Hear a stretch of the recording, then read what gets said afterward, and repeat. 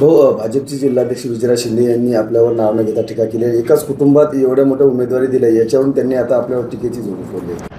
बघा, पहिले तर मला सांगत होते की नात 4 वर्षाची ती अर्थाची असेल तिलाही तिकीट दिलं असतं।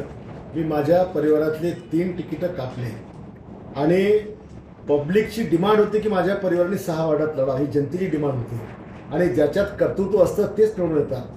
तुम्हाला तुमचं परिवार सांभाळता आलं नाही, तुमचा भाऊ मोठा करता आणि तुम्ही कार्यकर्ता मोठा केला नाही, तुम्ही परिवार मोठा काय करणार? आणि ज्या सत्ता सेवेकरता आहे, सत्ता जनतेकरता आहे, 15 वर्ष तुम्ही सत्ता सोडून मुंबईमधल्या डान्स बारमध्ये तिथल्या महिलांसोबत चाळे करत बसला, तुम्हाला जनतेची सेवा करता आणि अय्याशी तुम्ही तिकडे करत बसला आणि आता सत्ता सेवेकरता हे शहाणपण शिकवता तुम्ही आम्हाला। सत्ता सेवेकरता कशी असती हे सगळं बुलढाण्याने पाहिलं। मी काय विकास केला, करोनामध्ये लोकांचे कसे जीव आम्ही वाचवले, कशा सावकाराच्या तावडीतून आम्ही शेतात सोडल्या, कशा लोकांच्या मुली दत्तक घेतल्या, कशा प्रकारे आम्ही मुलीबाईंचं रक्षण त्या ठिकाणी करतो। आणि त्याच्यामुळे हा काँग्रेसचा डमी उमेदवार आहे, हा काही जिंकायला उभा राहिलेला नाही आहे, हा फक्त आम्हाला पाडायला उभा राहिला आहे। भारतीय जनता पक्षाची मतं खराब करण्याकरता उभा राहिला आहे। भ्रष्टाचार मुक्त, भयमुक्त, नशामुक्त। अरे तुला संध्याकाळी नशा केल्याशिवाय जमत नाही, तू काय नशामुक्ताचा नारा आम्हाला सांगतो तू? आणि भयमुक्त आणि भविष्यामध्ये बुलढाणा शहर हुकुमशाहीकडे देईल। कसली हुकुमशाही?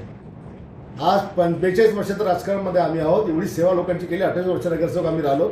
आम्ही कुठे आमचा एक तर भ्रष्टाचार दाखव, एक तर आम्हाला कुठे उदाहरण दाखव, कुठे हुकुमशाही दाखव।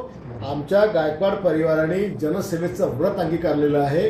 आमच्या गायकवाड परिवाराने लोकांसाठी अंगावर तलवारी झेललेल्या आहेत, रक्त सांडलेले आहेत, त्याच्यामुळे मरेपर्यंत आम्ही सेवा करत राहू। आणि सत्ता तर आम्हाला समजलीच नाही, आम्ही सत्तेकरता करतच नाही, आमची 100% सेवा आहे। आणि तुम्ही जे 15 वर्ष केलं ते फक्त लोकांना लुबाडण्याचं काम केलं, लोकांच्या रोज काम हे करायचं, कोणाच्या छाती उरावर बसायचं। 15-25 वर्षात हा माजी आमदार अरे घरी जेवलाच नाही, लोकांच्या उरावर बसून यांनी स्वतःचं पोट भरलं। हा काय आम्हाला सत्ता शिकवणार आहे? आमचं लक्ष विकासाकडे बुलढाणेकरांना माहीत आहे, बुलढाणेकर माझ्या कामावर खुश आहे, त्यांना माहीत आहे।